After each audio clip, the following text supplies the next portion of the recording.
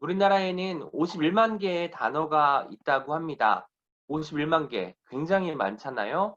그런데 그 중에 국립국어원이라는 데가 있어요. 거기는 사전을 편찬하고 매년 그 신어 같은 것들을 찾아가지고 이 사전에 추가하는 역할을 하는 그 기관입니다. 그리고 외래어 같은 경우는 어떻게 하면 순화해서 쓸 수 있을지를 연구하는 곳이기도 한데요. 여기 단어가 있습니다. 그러면 25만 개는 어떤 단어일까요, 여러분? 우리가 알게 모르게 쓰는 비속어, 사투리, 그리고 급식체 이런 것들이 아마 다 거기에 속한 단어입니다.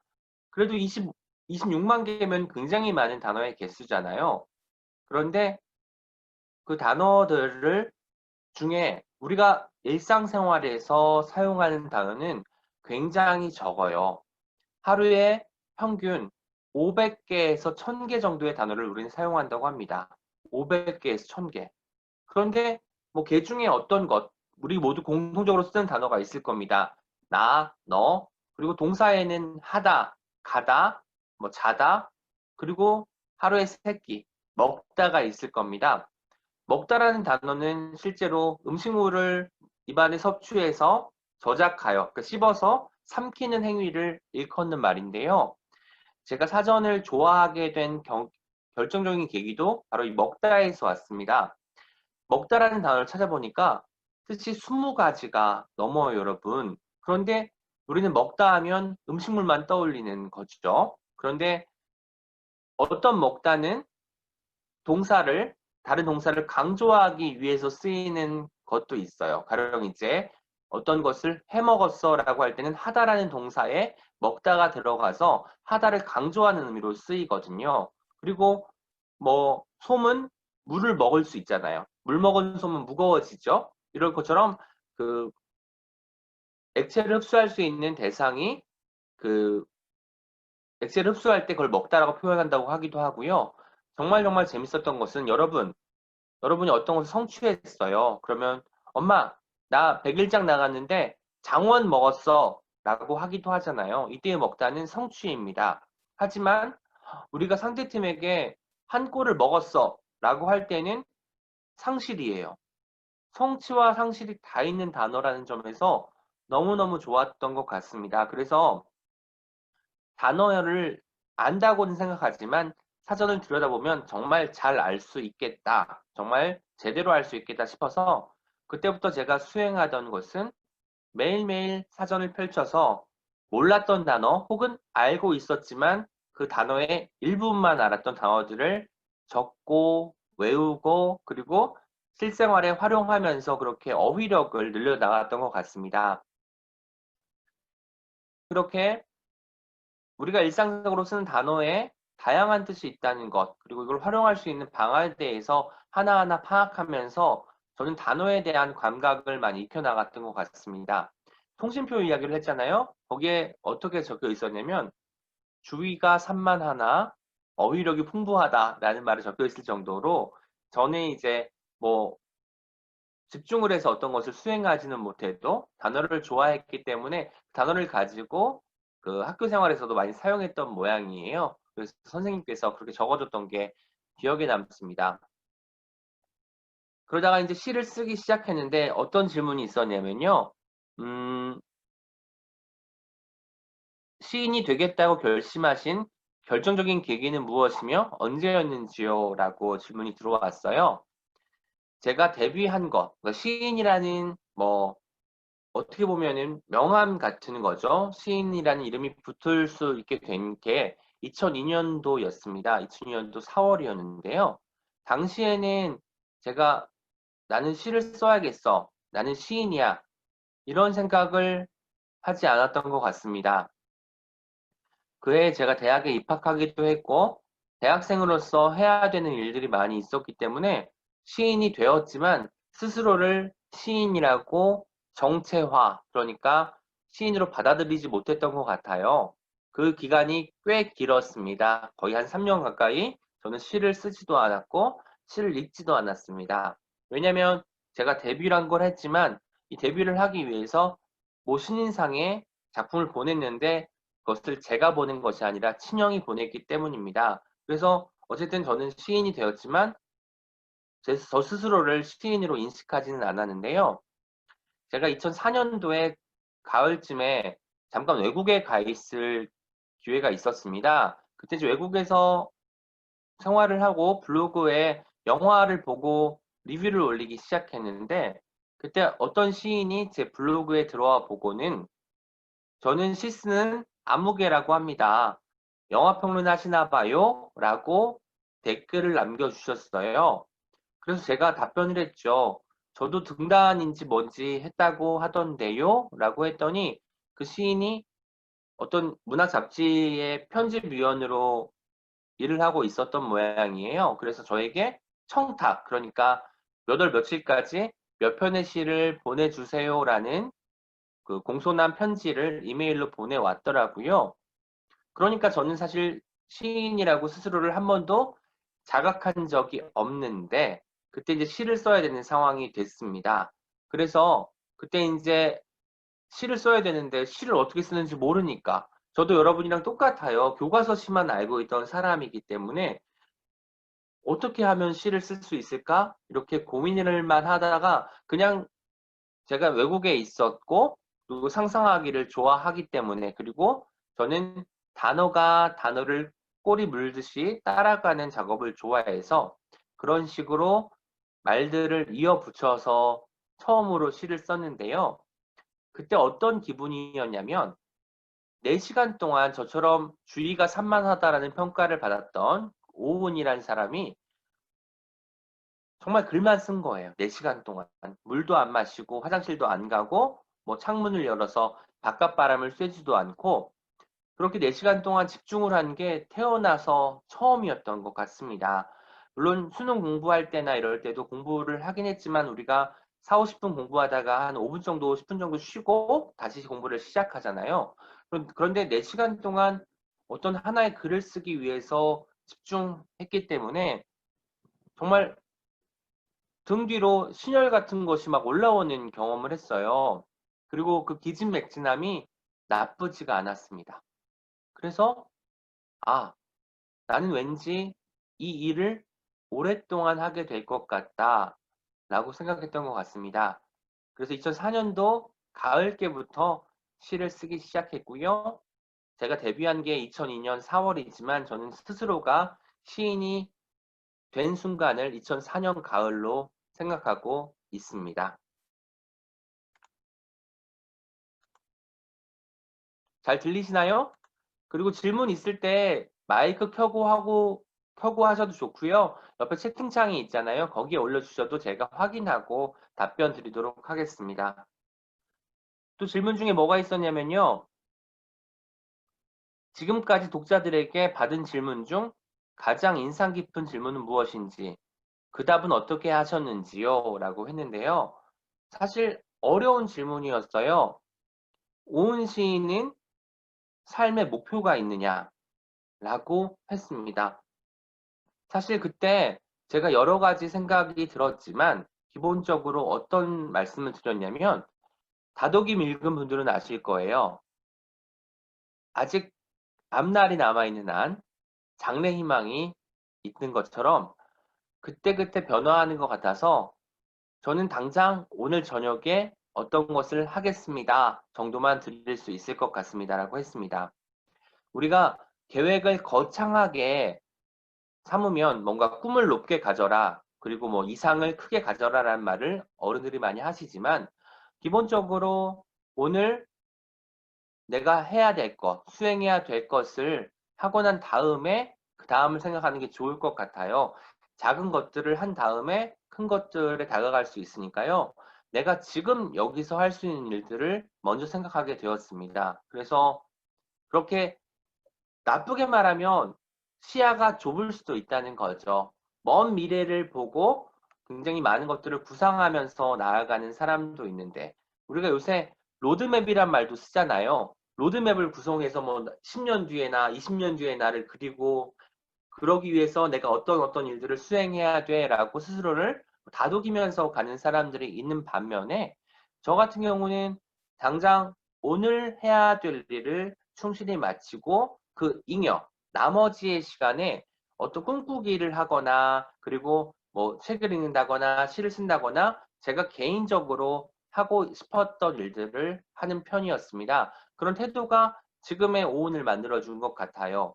여러분, 시인하면 떠오르는 여러 가지 이미지가 있을 겁니다. 그런데 그 중에 대다수는 부정적인 것도 많아요. 그러니까 시인은 무능력하다.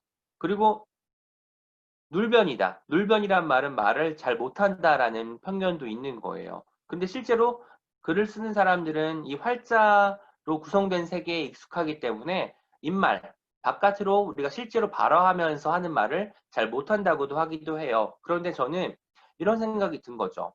생활력도 없고, 무능력하고, 그리고 말도 잘 못하는 사람이라는 이런 편견들, 시인을 둘러싼 편견과 고정관념을 깨는 시인이 되고 싶다라는 마음을 먹었습니다.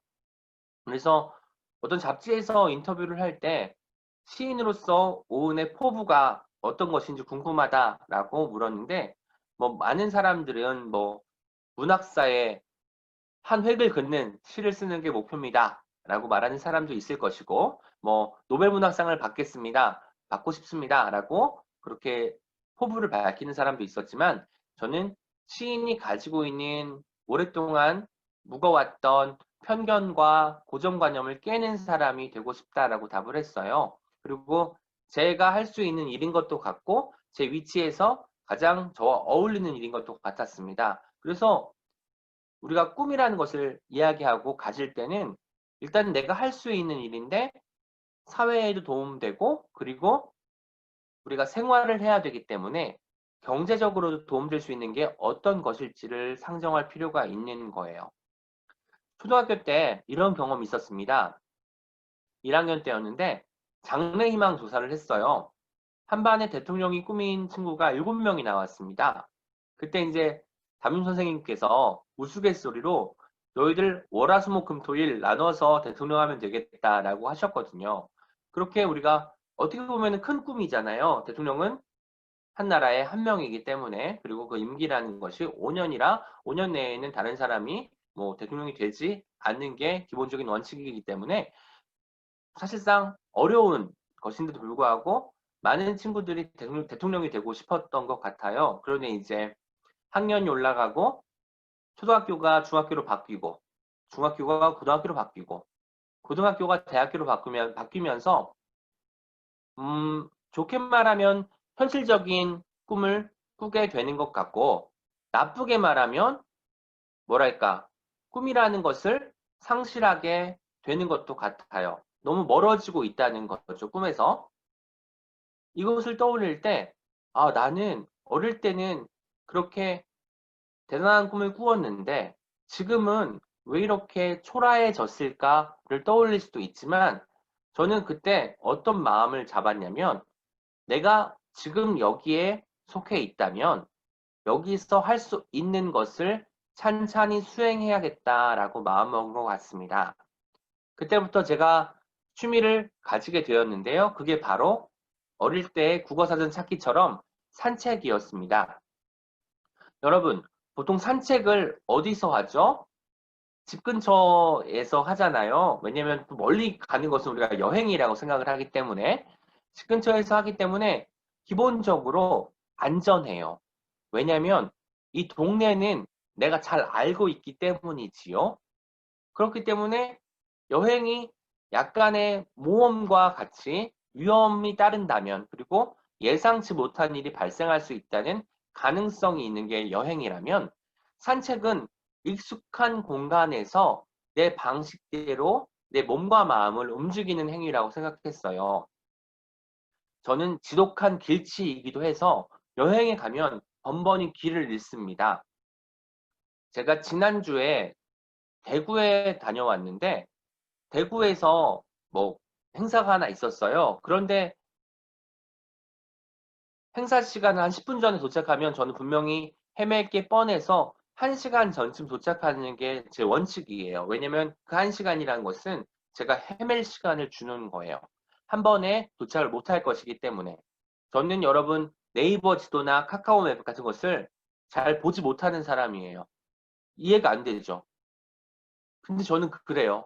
어느 순간 100m 남았다고 해서 걸어가고 있는데 휴대폰을 봤더니 200m 떨어져 있대요. 뒤로 100m로 온 거예요.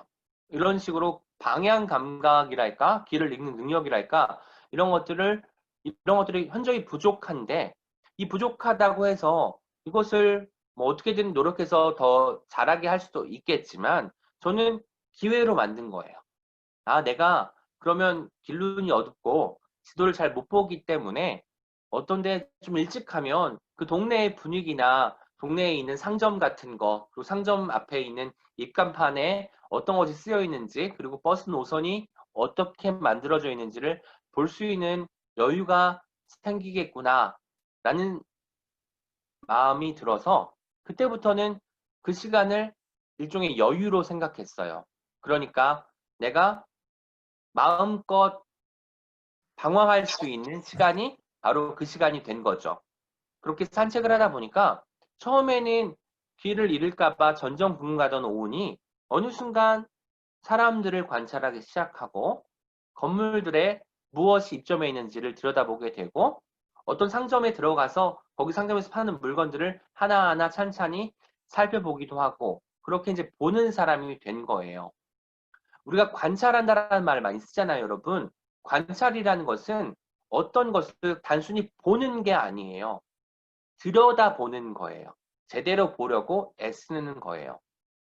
길 가다 보면은 꽃이 피어 있어요. 그런데 우리는 이렇죠. 꽃이 있네 하고 지나가요.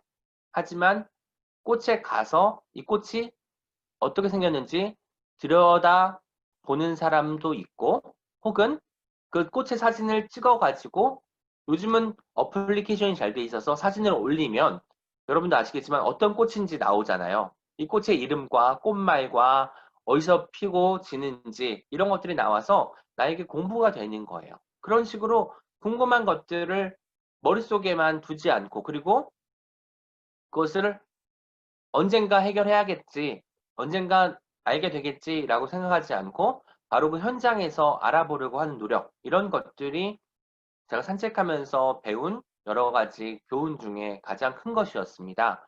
그러다 보니까 산책하면서 만날 수 있는 것들이 뭐 거창한 것은 아니잖아요. 뭐 대형 건물을 만든달지 혹은 뭐 연예인을 본달지 하는 게 아니라 뭐 나무도 보고 꽃도 보고 어린아이들이 뛰어놀면서 하는 이야기도 들리고 이런 것들을 주의 깊게 살피는 게 저 자신이었던 것 같습니다. 그리고 그런 것들을 기록하고 잊지 않기 위해서 글로 남긴 것이 다독임을 구성하는 데 굉장히 큰 도움이 되었습니다. 질문이 하나 들어왔어요. 시인이신데 어떻게 해서 소설을 쓰시게 되었나요? 라고 했는데 저는 소설을 쓴 적이 없는데 어떤 이야기를 하시는지 잘 모르겠습니다. 하지만 다독임을 말씀하시는 거라면요. 다독임은 시집은 아니죠. 에세이집입니다. 우리가 수필이라고 하기도 하고 에세이라고 칭하기도 하는 것인데 2014년부터 저희가 칼럼을 쓸 기회가 생겼어요. 그래서 이제 뭐 그 당시부터 한국일보, 매일경제, 뭐 동아일보, 한겨레, 그리고 최근까지 쓰고 있는 경향신문에 이르기까지 여러 가지 이제 그 칼럼들을 제의가 와서 이 칼럼들을 쓰다 보니까 제가 처음에는 뭔가 제가 전공이 사회학입니다. 그래서 뭔가 사회 이슈에 대한 이야기를 써야겠다. 그리고 누군가에게 어떤 식으로든 생각할 거리를 던져야겠다라고 해서 글이 좀 많이 무거워졌던 시기가 있었습니다. 그 글을 본 아버지께서 은하, 오늘 쓴 글이 무슨 글인지 이해가 되지 않는다라고 말씀을 하셔서 아, 내가 지금 잘못하고 있구나. 신문이라는 것은 요즘은 사실 집에서 신문을 보는 사람들이 그렇게 많지는 않지만 가족들이 보라고 구독하는 것인데 아버지조차 이해하지 못할 글을 내가 쓰다니 라고 생각해서 누구나 읽을 수 있는 글을 써야겠다라고 마음먹고 그때 관찰했던 것 그리고 관찰하면서 메모했던 것들을 하나하나 그런 글들로 풀어가지고 쓰기 시작했던 것이고요. 그 글들이 이제 한 7년 동안 모이고 쌓이고 그중에 어떤 것은 빼고 어떤 것은 약간 수정하고 해서 이번에 다독임이라는 책으로 묶어내게 되었습니다. 다시 한 판 하라는 거예요를 읽어보니 여전히 도전 중에 있다고 하셨는데 성공하셨나요? 라고. 했죠. 도전이란 말은 뭔가 무한도전이란 프로그램 때문인지 몰라도 거창하게 느껴져요. 저는 내가 할 수 없는 것을 해야 되는 느낌이 들어서 저는 그냥 시도라는 말을 좋아합니다. 그래서 오늘도 한번 뭘 시도해 보았어 라고 그 이야기를 하면서 잠이 드는 편인데요. 아까 산책 이야기를 드렸잖아요. 산책도 마찬가지예요. 익숙한 공간이지만 오늘은 다른 길로 가볼까? 이런 어떤 작은 틈들을 만들면 그 안에서 삶의 생기 같은 것들이 느껴질 거예요, 여러분. 삶을 살아가는 데 있어서 커다란 가치, 그리고 많은 돈, 사랑하는 사람, 뭐 가족 다 중요하지만 어쩌면 그런 것들은 그 사람들이 없을 때 나에게 상실감을 안겨다 줄 거란 말이죠. 내가 적극적으로 내 시간을 쓰는 것도 필요한 게 바로 이 때문입니다. 여러분들도 그래서 매일 어떤 것을 수행하지만 오늘은 좀 다르게 해볼까? 오늘은 어제와는 뭐 다른 방식으로 한번 이끌어 가볼까 하는 그런 딴 생각과 딴청들이 여러분을 좀 다르게 만들어 줄 것 같다는 생각이 들어요. 자신이 쓴 시 중에 가장 마음에 드는 시는 무엇인가요? 라는 질문이 있는데요. 사실 가장 최근에 쓴 시라고 답을 하고 있어요. 왜냐면 가장 최근에 쓴 시가 가장 최근의 오운을 반영하고 있기 때문입니다. 사실 시라는 것도 마찬가지로 제가 현재 쓰는 것이기 때문에 지금의 나 자신을 담는 거잖아요. 지금 다른 어떤 분이 마이크를 끄지 않고 말씀을 하고 계십니다. 그렇기 때문에 저는 최근에 제가 쓴 시가 최근에 오운이 담겨 있는 시기 때문에 좋아합니다.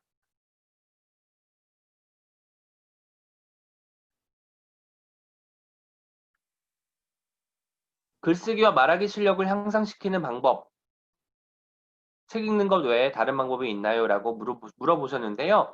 좋은 질문이에요. 그런데 이렇습니다. 글쓰기는 우리가 이제 처음에 과제를 받으면 어쨌든 장수 채우는데 혈안이 되는 거예요. A4 용지로 2장을 쓰래, 원고지로 10매를 쓰래 하면 그 매수 때문에 매수를 채워야 되는 강박이 생겨서 약간 처음에 내가 할 말을 다 쏟아버리고 나중에 어떻게 이걸 채우지? 라고 해서 그냥 글이 늘어지게 되는 거예요. 그렇게 하지 마시고 구상을 할 때 내가 어떤 이야기를 할 거야가 정해졌으면 그 이야기를 가운데 두고 살을 붙이는 거예요. 작가님, 저 질문이 있습니다. 네, 안녕하세요. 수연님이시죠? 반갑습니다. 저 이게 안 들리는데 혹시 저는 들리는데요. 수연 학생 지금 잘 들리고 있습니다. 저 이제 들립니다. 네네, 다행입니다. 어떤 질문일까요? 질문합니까? 작가님 책 중에 다독임을 읽다 보면 이제 작가님께서 일상에서 굉장히 세심하게 관찰하시고 글을 쓰는 모습이 많이 보였는데 혹시 주변을 관찰하는 방법, 작가님만의 방법 있으십니까? 네, 저는 이렇게 해요. 일단은 우리가 작거나 보잘것없는 것들은 지나치거든요. 큰 건물, 뭐 가게 간판 같은 것들은 눈에 잘 들어오니까 보지만 눈높이 아래에 있는 것들을 안 보려고 해요. 그럴 때 의도적으로 눈높이를 낮춰서 걷는달지 이런 식으로 남들은 보지 않거나 무시하고 지나갈 것들을 발견하기도 하고요. 아주 가끔씩 사람이 별로 없을 때는 뒤로 걸어 다닙니다. 뒤로 걷는다는 건 뭐냐면요. 앞으로 걸어갈 때는 장면이 모여요. 소실점처럼. 그렇겠죠? 앞으로 다가가기 때문에 언근법 생각하시면 좋을 것 같아요. 뒤로 걸으면 시야가 확장되고요. 풍경이 커지고 있다는 것을 내가 발견할 수 있거든요. 그럴 때 뭔가 평소에 보이지 않던 것이 보이기도 하니까 한 번쯤 사람이 없을 때 그리고 위험하지 않은 공간에서 뒤로 걷는 훈련을 해봤으면 좋겠어요. 뒤로 걷는 경험이 우리가 실제로 많이 할 수 있는 경험이 아니기 때문에 한번 해보시면 이런 느낌이었구나. 그때 오은 시인이 이런 말을 했는데 정말 한번 뒤로 걸어보니까 세상이 넓어지는 것처럼 느껴지네. 이런 경험들을 해봤으면 좋겠어요. 됐을까요, 네. 대답이? 네, 또 질문 있으실까요? 김병민님께서 채팅창에 남겨놓은 질문 제가 읽도록 할게요. 46페이지에 이 행운을 다른 사람들도 봐야지에 나오는 어린 남매의 모습은 산책을 하시고 쉬시면서 보시게 되신 건가요? 만약 그렇다면 이 어린 남매의 모습처럼 특별한 경험 같은 것이 있다면 더 소개해 주시면 좋겠습니다. 라고 하셨는데요. 맞습니다. 산책하다가 벤치에 앉아서 쉬고 있는데 놀이터에서 남매가 하는 말이 들려가지고 이제 제가 뭐 성격이 아주 좋은 것은 아닌데 여러분 알다시피 관심을 갖게 되면 그 대상이 움직이는 것, 말하는 것 이런 것들이 좀 더 생생하게 다가옵니다. 그러다 보니까 이 친구들이 어떤 대화를 나누는지를 제가 듣게 되었고요. 그 에피소드를 토대로 그 글을 쓴 것입니다. 최근에 어떤 게 있었냐면요. 제가 버스 정류장에 있는데 노부부가 앉아 있는 거예요. 마스크를 하고 앉아 계셨죠. 그래서 이제 할아버지께서 자꾸 주머니에 손을 넣고 뭔가를 만지시고 계시니까 할머니께서 이런 말씀을 하십니다. 3살 버릇 여든까지 간다더니 당신이 올해 여든인데 여든까지 정말 주머니를 긁는 버릇을 못 고쳤구나 라고 하는데 우리가 어떤 속담을 들으면 그냥 그거를 의미로 파악하는데 실제로 여든까지 어떤 버릇을 가지고 있다는 게 보여서 속담이라는 게 그냥 만들어진 게 아니구나. 실제로 이렇게 여든까지 어떤 버릇을 갖고 가는 경우도 생기는구나 라는 생각이 들어서 피식 웃었던 경험이 있습니다. 그 에피소드가 떠오르네요. 책 표지에 아이는 오은님인가요? 라는 질문이 있는데요. 그 책을 넘겨보시면은 그 왼쪽 하단에 책 그림 제목이 너랑 같이라고 되어 있고요. 신소영이라는 작가님이 그리신 작품입니다. 그러니까 아마도 신소영 작가님께서 만난 아이의 모습을 그림으로 그리신 것 같아요. 이 책을 읽으면서 일기를 읽어보는 느낌이 들었는데 일기를 쓰려고 한 것은 아니었고요. 하지만 일상에서 발견한 작은 것들에서 어떤 이야기가 발견될 수 있을지, 어떤 이야기로 그 작은 발견이 확장될 수 있을지를 고민하고 쓴 거기 때문에 그 일상에 대한 이야기라는 것은 맞는 표현인 것 같습니다. 국어사전을 읽을 때 나타나는 효과는 무엇인가요? 사전을 읽을 때 나타나는 효과는 일단 기본적으로 단어의 뜻을 정확히 알 수 있다는 겁니다. 여러분, 개발과 개발, 그러니까 아이자와 여이자 차이를 아시는 분 혹시 계실까요? 이런 것처럼 약간 뜨악할 때가 있는 거예요. 매일매일 쓰는 것이고 왜 자기 개발을 할 때는 여이자를 쓰고 산업 개발을 할 때는 아이자를 쓸까? 사전을 보면 분명해집니다. 왜 이때는 개발을 쓰고 이때는 개발을 쓰는지. 그러니까 단어를 정확하게 쓴다는 것은요. 정확하게 구사한다는 것은요. 내가 어떤 표현을 할 때 내 의사와 나의 감정과 나의 생각을 조금 더 정확하게 전달할 수 있는 가능성을 높여주는 것이어서 사전을 읽는 효과는 그때 드러난다고 보시면 되겠습니다. 다독임이라고 제목을 지으신 이유는 무엇인가요? 라고 했는데 이 책을 만들고 기획한 김민정 편집자이자 시인께서 책을 다 읽고 이 책은 다독이는 책이라는 생각이 들었는데 실제로 제가 글에 다독임이라는 단어가 들어가지는 않지만 우리가 어떤 날의 빗소리를 들으면 너무 처량하고 너 왜 이렇게 살고 있냐 라고 나를 혼내는 것 같은데 어느 나라는 자장가처럼 이 빗소리가 저벅저벅 저의 귀를 좀 물들일 때가 있잖아요. 이 감정의 차이에 대해서 쓴 적이 있는데 거기서 다독인다라는 표현이 나와서 뭔가 오은은 다독임을 제목으로 할 때 이 책의 제목이 어떤 컨셉인지도 분명하게 드러나고 실제로 오은이라는 사람이 다독하는 사람이니까 많이 읽는 사람이니까 중의적으로도 어울리지 않겠냐라고 제안이 와서 저도 흔쾌히 오케이를 한 제목이 되었습니다. 이 책을 쓰실 때 읽는 사람에게 어떤 말을 전해주시고 싶으셨나요? 라고 했는데요. 여러분, 우리가 사는 일상은 다 고만고만해요. 비슷해요. 그런데 내가 노력하기에 따라서 어떤 때는 지루할 수 있는 순간이 조금 설레는 순간이 되기도 하고 어제랑 오늘이 크게 다르지 않다는 그런 사실이 아니야. 내가 노력하면 오늘을 좀 더 생생하게 만들 수 있어 라는 가능성으로 변화하기도 한다는 거죠. 그런 이야기를 전하고 싶었습니다. 작가님이 좋아하시는 산문집, 시집이 있나요? 라고 했는데 아마 교과서에는 등장하지 않을 것 같은데 비스와바 슌보르스카라는 폴란드 시인이 있어요. 노벨문학상을 받은 시인이고요. 이 시인이 쓴 시선집, 끝과 시작이라는 작품을 한 번쯤 성인이 되고 난 다음에 읽어도 되고요. 지금 읽어도 되고 읽으셨으면 좋겠습니다.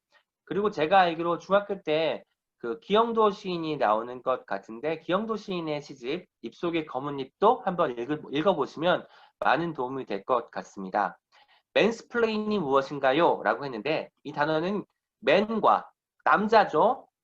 그 사람을 뜻하기도 하지만 여기서 남자입니다. man 그리고 explain 설명하다 아시죠? explain 합쳐져서 남자들이 설명하려고 드는 거죠. 바로 이제 그냥 나도 알고 있는 건데 제가 만약 여성이라고 가정을 할게요. 그냥 알아도 가만히 있는데 괜히 자네는 이게 뭔지 아는가라고 해서 이야기를 하는 거예요. 나도 알고 있는 것인데 남자들이 내가 이렇게 많이 아는 사람이야, 이렇게 대단한 사람이야 라는 걸 과시하기 위해서 쓸데없이 설명하는 것을 맨스플레인이라고 합니다.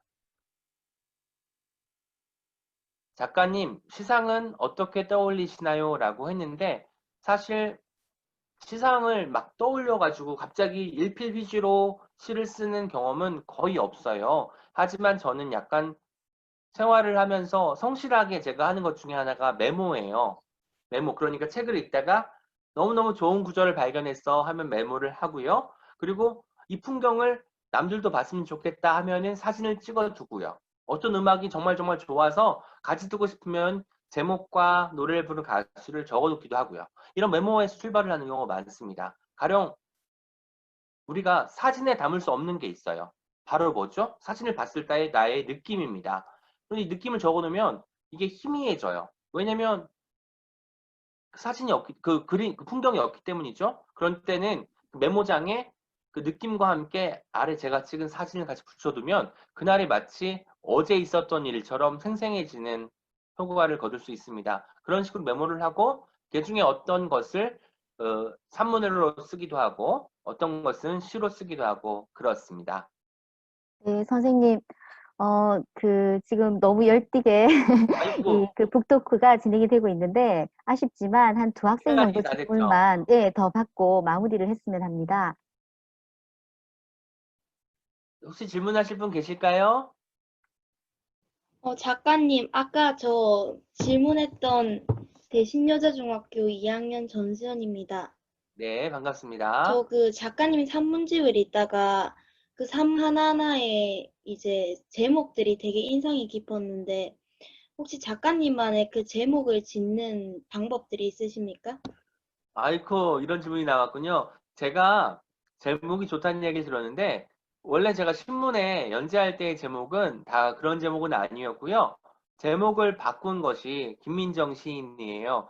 편집자가 하는 일이 뭐냐면, 어떤 사람이 쓴 글을 독자들이 더 잘 읽을 수 있게 만들어주는 역할이거든요. 그런데 제목을 보면 너무 추상적인 게 많기 때문에 이렇게 문장 형태로 쓰면 사람들이 어떤 글일까? 궁금해서 다가갈 수 있다고 생각을 해서 제목들을 많이 바꿔주셨어요. 그래서 그 공은 제가 김민정 시인이자 편집자에게 돌리도록 하겠습니다. 저는 제목을 잘 못 짓는 사람이고 제가 시집이 5권 있는데 단 한 권도 제가 주장한 제목으로 시이 나온 적이 없습니다. 제목 바보 같은 사람이 저예요, 바로.